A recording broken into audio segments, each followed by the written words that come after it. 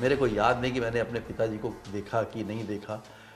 आंखों से देखा होगा लेकिन याद नहीं, क्योंकि मैं 6 महीने का था, वो 27 साल के थे, स्मृतियों में नहीं है जब वो उनकी मृत्यु हो गई।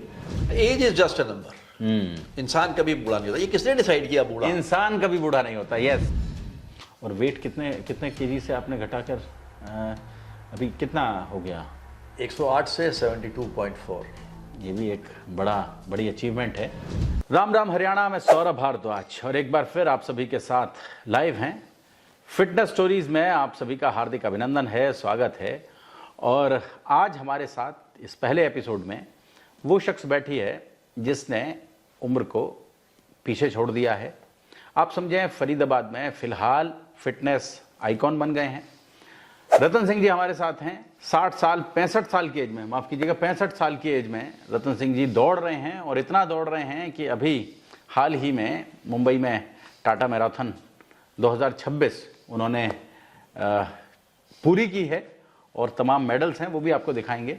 सबसे पहले तो रतन जी स्वागत है। नमस्कार जी, बहुत बहुत धन्यवाद सौरभ जी आपका कि आपने यहाँ पे आमंत्रित किया। इस वॉइस ऑफ फरीदाबाद को मैं धन्यवाद देता हूँ। और ये जो आपने स्टार्ट किया है कि फिटनेस स्टोरी, मुझे उम्मीद है इससे न केवल फरीदाबाद बल्कि हमारा हरियाणा, हमारा भारतवर्ष, यहाँ तक कि इंटरनेशनल वाले भी अगर इस हिंदी को अनुवाद करेंगे इंग्लिश में, तो they will also get benefit of this story. जी, तो सबसे पहले आपकी जानकारी के लिए बता दें कि रतन सिंह जी कितने किलो के होते थे? रतन सिंह जी 65। मैं अप्रैल 2024 में 108 किलो का था। 108 किलो। और अभी कितना वेट है? वजन आज मेरा वेट है 72.4 kgs। तो कैसे घटाया? फास्ट रख के कुछ और किया इसके लिए? वजन घटाने के लिए आपको कुछ ज़्यादा नहीं करना। केवल जो हमारे पुराने बुजुर्ग जो हमेशा उठते थे, जागते थे 4 बजे, चलना शुरू कर देते थे, खेतों में जाते थे, बहुत दूर तक जाते थे, स्कूल कॉलेज अपने सब पैदल जाते थे, दिनचर्या का काम भी पैदल करते थे, तो शायद उनके स्टेप्स जो हैं कम से कम दिन भर में 25-30 हज़ार होते होंगे। तो मैंने केवल अपना यही स्टार्ट किया, क्योंकि जब मेरी जर्नी स्टार्ट हुई अप्रैल में, तो मैं वॉक भी नहीं कर पाता था। एक मतलब 50 मीटर 10 मीटर पे भी जाना मेरे लिए मुश्किल होता था। मेरे घुटने सूजे होते थे अपने वजन के कारण और बहुत पेनफुल होता था रात। मैंने सुना कि वो हमने भी पीछे किया था, तो आप बता रहे थे कि बेड से उतरकर बाथरूम तक जाने में दिक्कत बिल्कुल होती थी। बिल्कुल आपने सही बोला, बहुत दिक्कत होती थी। फिर मैंने कहा, पहले मैं कंसल्टेंट एडवाइज़र था कॉर्पोरेट में, मैंने कहा अभी अपनी जर्नी जो है अपनी फिटनेस के ऊपर करूँ मैं। तो मैंने अपना सुबह उठ के वॉक करना शुरू किया। शुरू में 200 मीटर, 400 मीटर, उसके बाद धीरे धीरे करके 1 किलोमीटर, 3 किलोमीटर। और सबसे बड़ी बात यह है कि मेरे बेटे ने, जिसका नाम आशीष है, उसने मेरे को प्रोत्साहित किया कि पापा आप 6 किलोमीटर क्यों नहीं करते हो? आपके घर से टाउन पार्क जो है 3 किलोमीटर है, 3 किलोमीटर जाइए, आना तो पड़ेगा ही, तो 6 किलोमीटर हो जाएगा। अगर आपको लगे थक गए हो, मैं आ जाऊँगा कार पे लेने के लिए। तो मैंने कहा नहीं। तो मैंने स्टार्ट किया 3 किलोमीटर जाना, 3 किलोमीटर आना। तब मैं 6 किलोमीटर करता था करीब 2 घंटे में।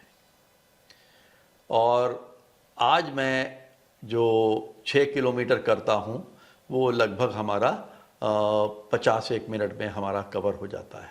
6 किलोमीटर 50-55 डिपेंड करता है कि मैं तेज़ चल रहा हूँ, वॉक कर रहा हूँ, रन भी बीच में कर रहा हूँ, उसके हिसाब से।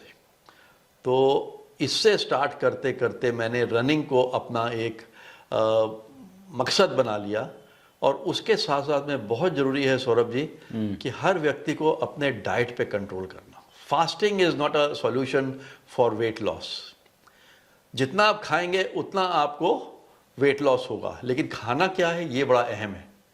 हम लोग सब समझते हैं कि खाना भरपूर हम पेट भर के खा लें, नहीं, हमें न्यूट्रिशियस खाना खाना है। हमको प्रोटीन खाना है, मिक्स ऑफ मिनरल्स खाने हैं, ताकि हमारे शरीर में एनर्जी रहे, ताकत रहे। और जब वो ताकत रहती है ना, तो हम बोलते हैं हमारे में एनर्जी नहीं है, हम वॉक करने कैसे जाएं? एनर्जी तो आपको तब मिलेगी जब आप बाहर जाएंगे। बाहर आप जाएंगे तो आपको एनर्जी मिलेगी, आपके अंदर ऊर्जा पैदा होगी, पावर पैदा होगी, स्ट्रेंथ पैदा होगी, आप और ज़्यादा अच्छा वॉक रनिंग कर पाएंगे। और उसके साथ साथ में मैंने फिर चूज़ किया कि हमारे लिए एक स्ट्रेंथ ट्रेनिंग बहुत ज़रूरी है, हमारे शरीर के लिए, अपर बॉडी, लोअर बॉडी, और साथ साथ में हमारे लेग्स के लिए बहुत ज़रूरी है। तो हमने जिम भी ज्वाइन किया, और आज भी मैं अभी सुबह भी 10 किलोमीटर 10.5 किलोमीटर रनिंग करके, दोपहर को जिम करके, तब मैं यहाँ पे पहुँचा हूँ आपके स्टूडियो में। तो ये एक दिनचर्या बन गया है। जब इस तरीके की चीज़ें हम करते हैं तो अच्छा, अभी भी फिटनेस आप अपने दौड़ आप कर आए आती हैं? है। सुबह दौड़ा था मैंने, अभी तो मैं कार पे आया हूँ, सुबह दौड़ा था, जिम करके मैं फिर वापस आया हूँ। तो ये दरअसल एक ऐसी कहानी है जिसके बारे में हम लोग बातचीत कर रहे हैं, रतन सिंह जी बात कर रहे हैं। एक ऐसी उम्र जिस उम्र में आमतौर पर लोग थक जाते हैं, घर बैठ जाते हैं, रिटायरमेंट ले लेते हैं, और उनके जो सलाहकार हैं वो भी उन्हें बार बार ये बताते हैं कि अब घर बैठिए, आराम कीजिए, आराम करने के दिन है, काहे की बेमतलब की भागदौड़ आप कर रहे हैं। तो लेकिन रतन सिंह जी ने उस मिथ को तोड़ा है और लगातार उन लोगों के लिए प्रेरणा बन रहे हैं जो लोग अपने जीवन में, अपने संपूर्ण जीवन में अपने आप को फिट रखना चाहते हैं। रतन जी, लोगों ने कहा नहीं आपसे कि ये जो अब क्या ज़रूरत है दौड़ने की, भागने की? सौरभ जी, बहुत लोगों ने मेरे को बोला, और यहाँ तक कि मेरे फैमिली डॉक्टर ने भी बोला कि आप तो केवल 10 मिनट की वॉक कर लो, हमारे लिए दिन में बहुत है, लेकिन वज़न घटा लो। ये किसी ने नहीं बताया वज़न कैसे घटा लो। तो मैंने अपना ही ये एक निश्चय किया कि मेरे को रनिंग और फिटनेस अपने लिए बहुत ज़रूरी है। और आपके सामने मैंने शेयर किया था कि मैं अभी 42 किलोमीटर टाटा मुंबई मैराथन करके आया हूँ, और मेरे को एक्चुअली स्पीकिंग कोई थकावट नहीं हुई। मैंने बहुत एंजॉय किया अपने उस रन को, और यहाँ तक कि मैं थैंकफुल हूँ प्रो कैम इंटरनेशनल का, जिन्होंने मेरे को ये प्रो कैम का मेडल भी मेरे को अवार्ड में दिया। और ये तभी मिलता है जब आप 4 रेसेस करते हो, जैसे मेरे सामने। इन तीनों, चारों, पांचों मेडल्स का जो वजन है वो 2-2.5 किलो तो होगा। इतना तो होना चाहिए। थोड़ा सा मैं दिखा दूं एक बार। ये देख सकते हैं आप, ये जो मेडल्स हैं, ये मेडल अच्छा भारी मेडल है, और कम से कम 400 ग्राम का मेडल होगा ये जी। और ये टाटा मुंबई का था जो अभी हाल में टाटा मुंबई 42 ये डबल मेडल है। ये देख लें आप, 2 मेडल्स हैं, जुड़ गए हैं, और ये 2 मेडल्स दोनों वहीं के 42 किलोमीटर पूरा करने के। इसका एक पर्पस है कि जो दूसरा मेडल है मेरे को किसी को देना है जिसने मेरे को प्रोत्साहित किया। अच्छा, जिसने मेरे को इंस्पायर किया। तो केवल अर्जुन के लिए नहीं है, द्रोणाचार्य के लिए भी है। तो आप समझ लें, ये जो मेडल है, ये मेडल ऐसे अलग हो जाता है। और जैसा वो बता रहे हैं कि इसका पर्पस क्या है, पर्पस ये है कि जिसको आपको लगता है कि उस आदमी ने आपको मोटिवेट किया है, उस आदमी ने आपको आपके संघर्ष के लिए तैयार किया है, इस उम्र में, जिस उम्र में आमतौर पर लोग घर बैठ जाते हैं। आपने गली मोहल्ले में बैठकर ताश खेलते हुए देखा होगा, और भी कम अपने जीवन में वो अपनी जो नियमित दैनिक क्रियाएं हैं उन्हें कम कर देते हैं। लेकिन रतन सिंह जी ने उसे लगातार जारी रखा, और जारी ऐसा रखा कि 42 किलोमीटर दौड़ गए। आप सोचें जी। तो ये वो मेडल है जो अर्जुन और द्रोणाचार्य वाला मेडल, और द्रोणाचार्य वाला जी, और बहुत इसकी अहमियत है। और ये मेडल ये सबसे पहला है प्रो कैम इंटरनेशनल का, बेंगलोर में 10 किलोमीटर दौड़ का जी। उसके बाद ये वेदांता दिल्ली का 21 किलोमीटर हाफ मैराथन के दौड़ का जी।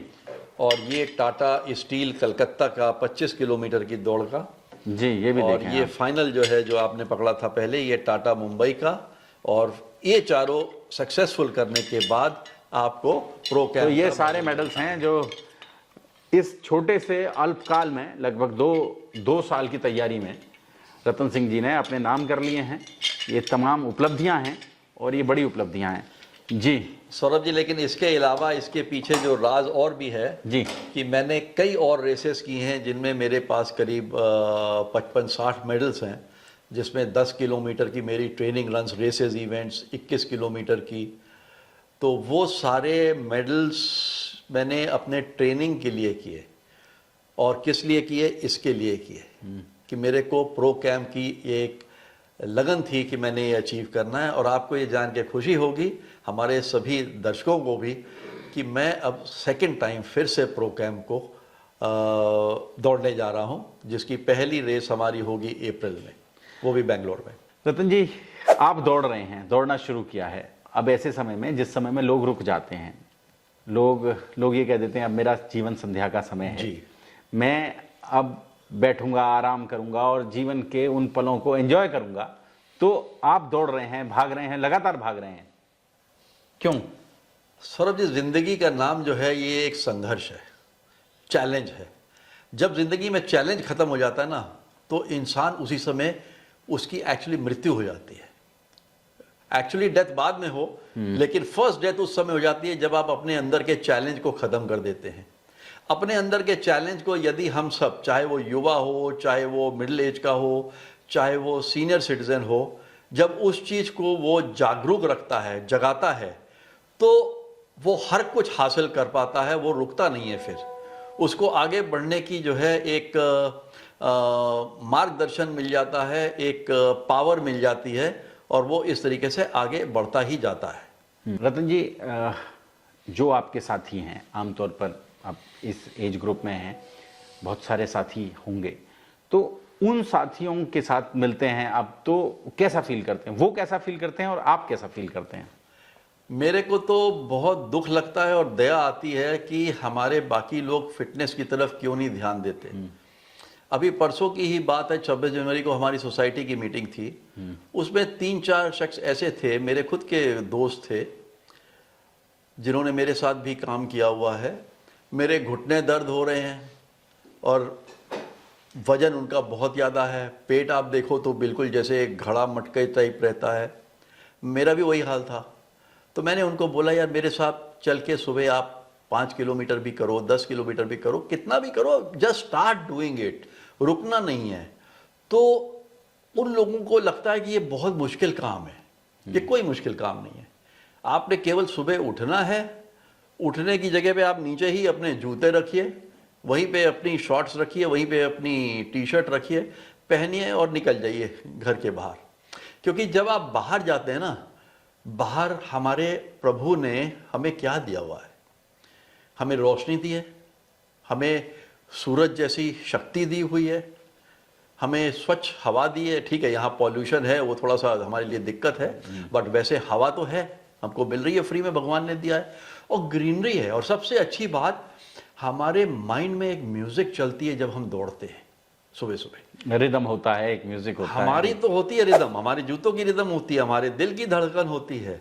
कभी वो 135 बीपीएम पे चलती है, कभी 182 पे भी चली जाती है, लेकिन सबसे बड़ी रिदम हमें सुनाई पड़ती है। अगर आप कभी सुबह देखें तो जो हमारी प्यारी प्यारी चिड़िया, हमारे बुलबुल, हमारे तोता, हमारे मैना, ये सब जिस तरीके से गाते हैं ना, वो संगीत ही अलग होता है। वो आपको ऐसी शक्ति पैदा करता है कि आप और तेज दौड़ें। जैसे मैं अभी 42 किलोमीटर जो दौड़ा है टाटा मुंबई में, तो लोगों की रिदम जूतों की सुन के अच्छा लगा।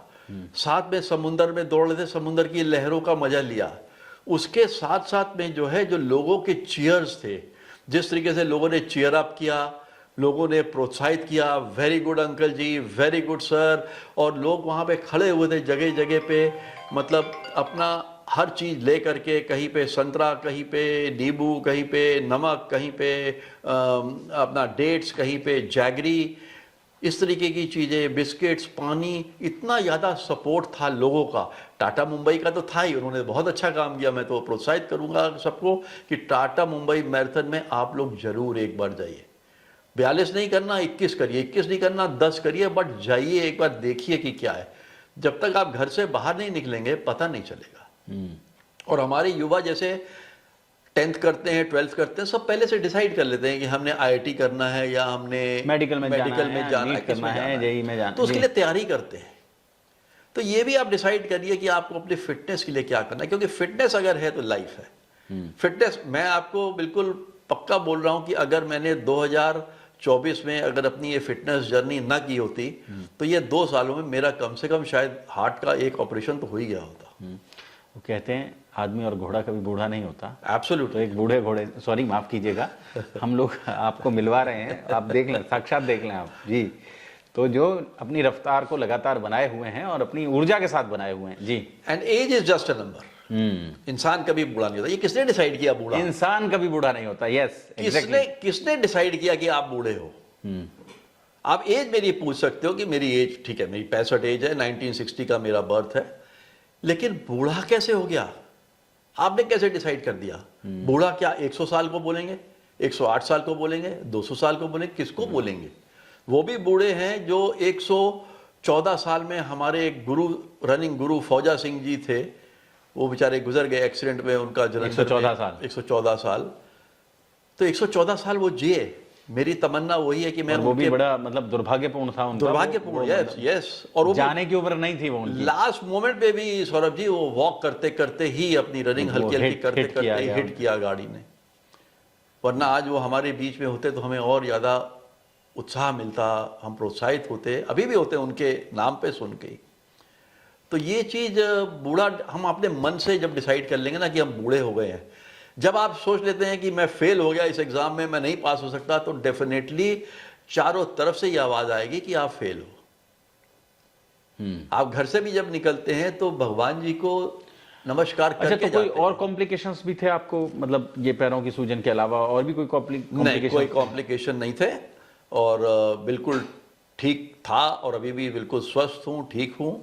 अपने रेगुलर मेडिसिन जो भी हमारे विटामिन, मल्टीविटामिन ये सब रहते हैं वो मैं लेता हूँ रेगुलरली, और अपने डाइट पे फुल ध्यान देता हूँ। चीट मील करता हूँ, ऐसा नहीं कि मैं चीट मील नहीं करता, महीने में एक आध बार चीट मील हो जाती है, लेकिन ये नहीं कि जैसे पहले भर भर के 3-4 पराठे खा लिए, समोसे पराठे खा लिए, अभी वो सब नहीं। दिन में 4-4 5-5 चाय हो रही हैं। समोसा आएगा भी, खाएंगे जरूर, लेकिन महीने में फिर एक समोसा ही होगा, उसके बाद दोबारा फिर वो समोसा नहीं यूज करूँ, कभी इस्तेमाल करूँगा।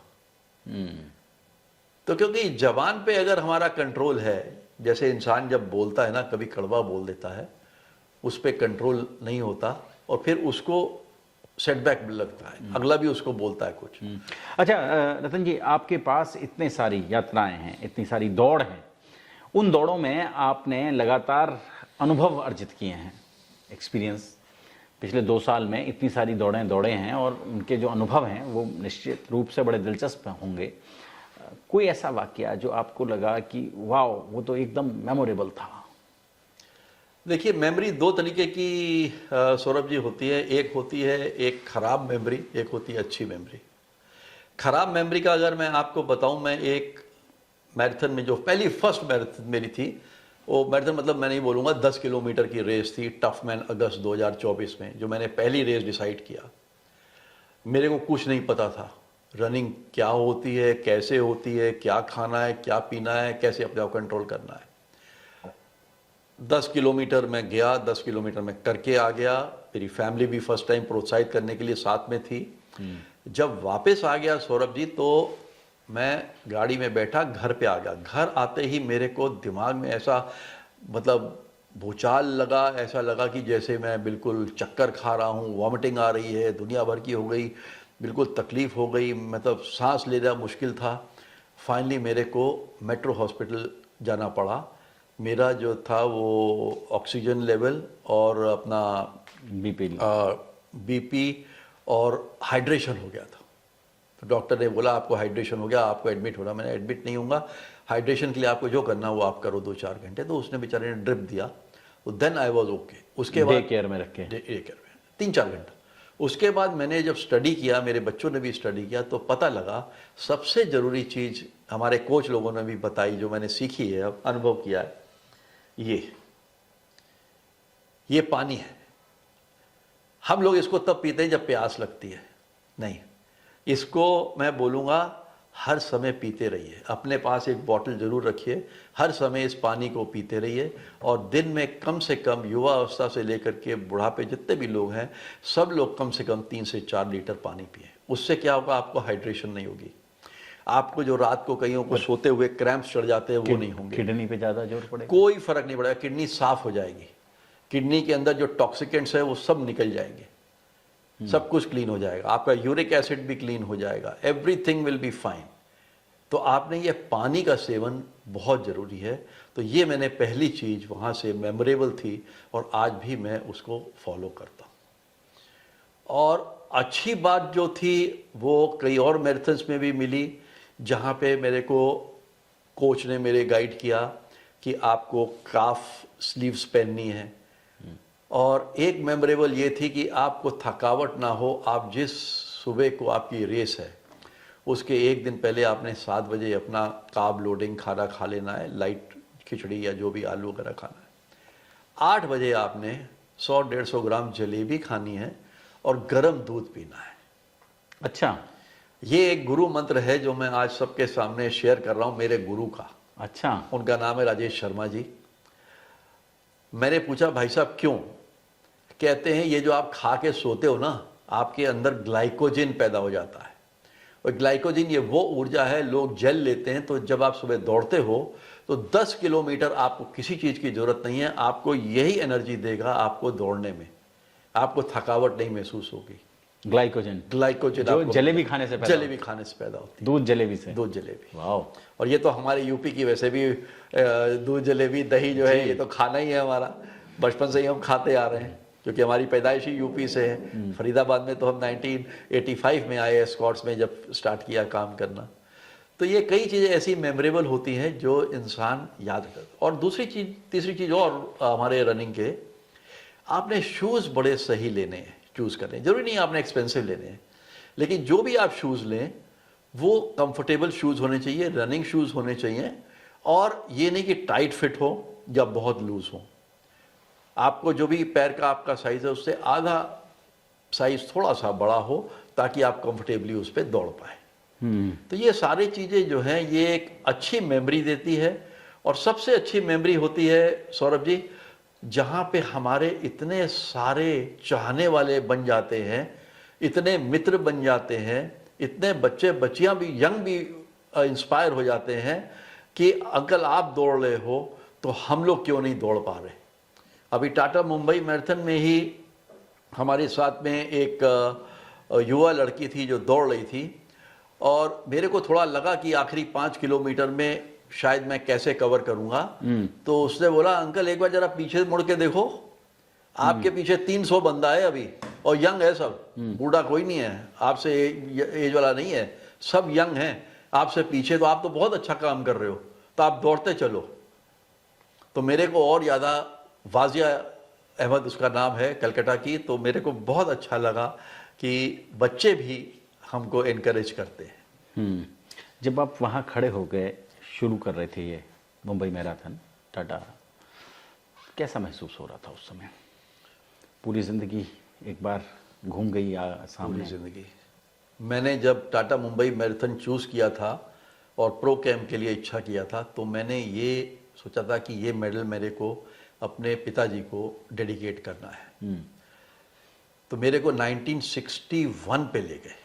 मेरी मेमोरी 1961 पे चलेगी, तब मैं 6 महीने का था। तो मेरे को याद नहीं कि मैंने अपने पिताजी को देखा कि नहीं देखा, आंखों से देखा हुआ लेकिन याद नहीं, क्योंकि मैं 6 महीने का था, वो 27 साल के थे, स्मृतियों में नहीं है जब वो उनकी मृत्यु हो गई। तो मेरे को ये था कि मैंने अपने पिताजी को देखा नहीं है, लेकिन ये मेडल के जरिए, ये जो मेडल है, इस मेडल के जरिए ही मैं अपने पिताजी को इसके अंदर देख पाऊंगा।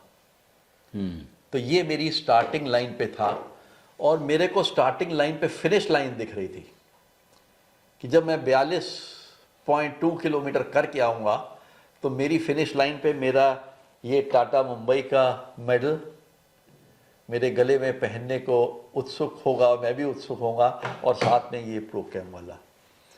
तो स्टार्टिंग लाइन पे केवल यही था कि मेरे को अपनी रेस कंप्लीट करनी है, रेस एंजॉय करनी है, और बिना इंजरी के एंजॉय करनी है।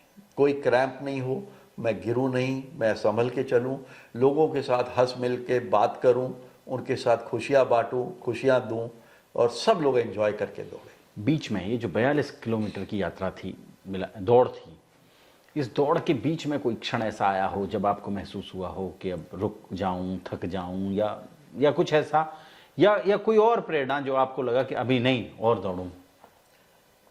दौड़ता तो मैं रहा, लेकिन लास्ट जब मैं आ गया, करीब 6-7 किलोमीटर बाकी था, तो टाटा मुंबई मैराथन में 2-3 एलिवेशंस उन्होंने थोड़ा एक्स्ट्रा ऐड कर दिए थे। तो मेरे को लगा इतने एलिवेशन तो थे नहीं, ये अभी लास्ट में कैसे आ गया, तो मैं कैसे कर पाऊँगा। तो मेरे को कई लोगों ने बड़ा उत्साह बढ़ाया, इंस्पायर किया कि आप कर लोगे, आप अचीव कर लोगे, आप चलते चलो। लेकिन फिर मैंने क्या किया, रनिंग की बजाय मैंने अपनी वॉकिंग स्टार्ट किया, क्योंकि मैंने कहा अभी हार्ट रेट को भी हमको कंट्रोल में रखना है, इंजरी भी नहीं करना, एंजॉय भी करना है। तो मैंने वॉकिंग किया, फिर बीच में रनिंग थोड़ा किया, जॉगिंग किया, बट फाइनली फिर मैं पहुंच गया। और फिनिश लाइन पर पहुंचकर कैसा महसूस किया?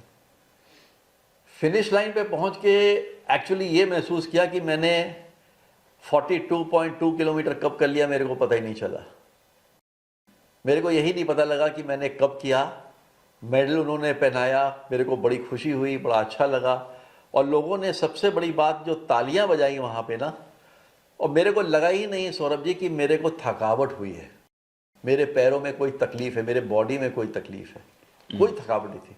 वो जो तालियां लोगों ने बजाई और प्रोत्साहित किया, तो वो फिनिश लाइन ने मेरा सारा जो है अगर दर्द होगा भी उस समय तो मेरे को नहीं पता, इट वॉज ऑल गॉन। रतन जी, आज फरीदाबाद के लिए आप एक सीनियर फिटनेस फेस हैं, चेहरा बन गए हैं आप इस शहर में। वो लोग जो 60 प्लस के लोग हैं, वो लोग आपको देख रहे हैं, सुन रहे हैं, अब क्या कहना चाहेंगे उनसे? मैं सभी को यही बोलना चाहूँगा कि आप सब लोग अपने एक नियम तय कर लीजिए कि डेली आपने सुबह, अभी जैसे ठंडक का मौसम है, आप बेशक 7 बजे घर से बाहर निकलें, अपना जैकेट वैकेट पहन के निकलें, शूज़ पहन के निकलें, पानी हाथ में बॉटल ले के निकलें और आप वॉक पे निकल जाएं। क्योंकि जब आप वॉक पे निकलेंगे, आपको सुबह की जो ऊर्जा मिलेगी ना, वो एनर्जी मिलेगी, वो आपको मेडिसिन का काम करेगी। आप जो मेडिसिन सुबह उठ के खाते हैं, बीपी की, कोलेस्ट्रॉल की, इधर की उधर की, और फिर दोपहर को, रात को, दिन भर हम मेडिसिन ही खाते रहते हैं, तो वो ही आपकी मेडिसिन है। हमारे प्रभु जी जो है ना, भगवान जी हैं, ये बड़े विचित्र हैं, इनकी अपरम माया है। इन्होंने खुद ही मेडिसिन भी बनाई हुई है हर चीज़ में। सब्जियों में भी मेडिसिन है, पानी में भी मेडिसिन है। और आप जैसे लोग अच्छे मिलते रहें, खुश रहें, स्माइल करते रहें, एक दूसरे को हंसी बांटें, एक दूसरे को गले मिले सुबह, और ये भूल जाएं किसी के नफरत हमने फैलानी है, तो वो मेडिसिन है। तो ये सब लोग को मैं यही बोलना चाहूँगा कि there is no shortcut to fitness. The only fitness is आप उठिए, आप जाइए, आप वॉक करिए, 15 मिनट करिए, 30 मिनट करिए, 45 मिनट करिए, धीरे धीरे अपने आप को आप इस मकसद में ढाल दीजिए कि 6 महीने तक में आप कम से कम 1 घंटा अपनी वॉक कर पाएँ। और यदि आप जॉगिंग रनिंग कर लें, उससे बढ़िया कुछ नहीं, आपका वेट भी रिड्यूस होगा। और ये जो मिथ है ना कि घुटने खराब हो जाएंगे, ये गलत बात है। ये सारे, मैं डॉक्टर्स को तो नहीं डायरेक्टली बोलूँगा, बट यही बोलना चाहूँगा कि डॉक्टर्स लोग भी गुमराह करते हैं। कार्टिलेज खराब हो जाएगा, घुटने खराब हो जाएंगे, घुटने का ये हो जाएगा, वो हो जाएगा, कुछ नहीं होगा। घुटने का जो कार्टिलेज है वो लोड सहने के लिए, घुटने हमारे लोड सहने के लिए बने हुए हैं, भगवान ने लोड सहने के लिए बनाया है। और जितना आप इसको लोड देंगे, जितना कार्टिलेज मूवमेंट होगा, उतना ज़्यादा इसमें जो कहते हैं अंदर जो उसकी क्या कहते हैं जेल होती है अंदर, वो और ज़्यादा काम अच्छे तरीके से करेगी। भगवान की दी हुई मशीन है, और इस मशीन को आप इस्तेमाल करेंगे तो ये और ज़्यादा रमा होकर चलेगी, ऐसा ही ना? बिल्कुल सही बोला, बिल्कुल सही बोला। और रतन जी, निश्चित रूप से हम लोग बार बार बात करते हैं, हम लोग चर्चा करते हैं, अक्सर लोग बैठते हैं तो मेरे दिमाग में एक उदाहरण रहता है।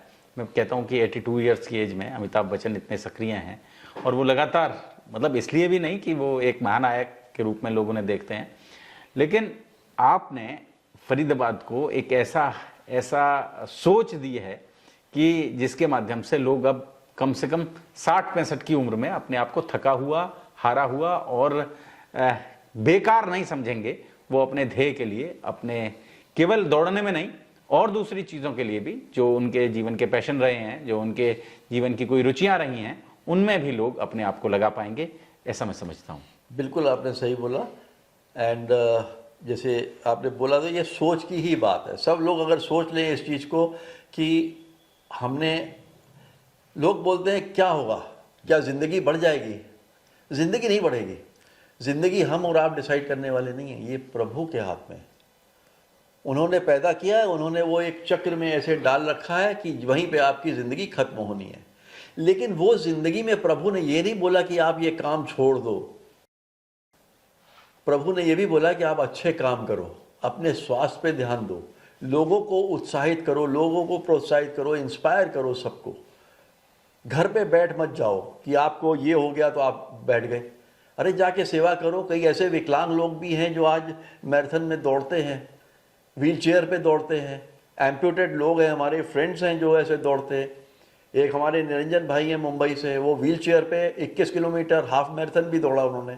एक हमारे और रनिंग फ्रेंड हैं कुलबीर जी, वो इंडियन एयरफोर्स में थे, उनकी एक लात कटी हुई है एक्सीडेंट से, तो उन्होंने अपनी नकली आर्टिफिशियल लेग लगा करके वो भी आज दौड़ते हैं। वो भी लद्दाख भी दौड़ के आए, बताइए। तो ये सब सोच की बात है। घर से बाहर निकलना, अपने को विश्वास दिलाना, आत्मविश्वास बहुत जरूरी चीज़ है। आत्मविश्वास के साथ डिसिप्लिन आएगा, कॉन्फिडेंस आएगा, और डिटरमाइंड माइंड से आप काम करेंगे अपने स्वास्थ्य के लिए, तो बहुत कुछ आप कर पाएंगे। बहुत कुछ कर पाएंगे। और रतन जी, अब फरीदाबाद के साथ आप जुड़े रहे, पिछले लगभग 40 साल से आप फरीदाबाद में हैं, तो 24-25 साल की उम्र में शायद इस शहर में आ गए। जी, मैंने 25 साल की उम्र में फरीदाबाद में आया है। स्कॉट्स में एज एन इंजीनियर मैंने ज्वाइन किया था उस समय। तो कैंपस इंटरव्यू से हम लोग करीब 4 लोग सिलेक्ट हुए थे इलाहाबाद से, एग्रीकल्चर इंस्टीट्यूट से। तो फरीदाबाद के साथ एक स्पेशल लगाव है, जैसे बोलते हैं ना पहला प्यार जी। तो हमारे प्रोफेशनल लाइफ में पूरी जवानी दे दी इस शहर को। पूरी जवानी दे दी, लेकिन खाली इस शहर के साथ तो जुड़ा ही, लेकिन पोस्टिंग भी हमारी अलग अलग जगह पे होती रही। बट जुड़ा मैं हमारे एस्कॉर्ट्स कंपनी के साथ, और भी कई कंपनीज कॉर्पोरेट्स के साथ जुड़ा रहा। पोस्टिंग अलग अलग जगह पे हुई, लेकिन लास्ट में आके फिर मैं सेटल फरीदाबाद में ही हुआ। जब मैं एस्कॉर्ट्स में 2002 में यहाँ पे हेड ऑफ मार्केटिंग था स्पेयर पार्ट्स डिवीज़न में, उस समय मैंने यहीं पे अपना मकान लिया। हमारे बच्चे भी यहीं पे पढ़े हैं और फैमिली पूरी यहाँ पे है। हमारी वाइफ भी आर्टिस्ट है, she is a canvas oil painter. तो हम लोग सब फरीदाबाद के साथ जुड़े, और फरीदाबाद की एक एक सड़क, एक एक गलियाँ जो है, ये हमें इतनी जानी पहचानी लगती है कि यहाँ पे दौड़ना लगता है कि एक मतलब अपने किसी जगह पे हम दौड़ रहे हैं, तो हमें कहीं अनोखा नहीं लगता यहाँ पे। और वेट कितने केजी से आपने घटाकर अभी कितना हो गया? 108 से 72.4। ये भी एक बड़ी अचीवमेंट है। रतन जी, हमें समय देने के लिए, हमारे स्टूडियो पधारने के लिए आपका बहुत बहुत धन्यवाद। बहुत बहुत धन्यवाद सौरभ जी। आपने ये जो मुहिम चलाया है फिटनेस का, मैं फिर से बोलूँगा कि फरीदाबाद वासियों, आप इस मुहिम को समझिए। मेरी बात पे बेशक मत जाइए, लेकिन अपनी बात पे ये देखिए कि आपने आगे अपने जीवन में खुशियों के दिन लाने हैं, जितना भी जीवन बचा है। तो फिटनेस से ही खुशी आती है। जोड़ेंगे हरियाणा आपको ऐसी और सक्सेस स्टोरीज के साथ, फिटनेस स्टोरीज के साथ। बहुत बहुत धन्यवाद।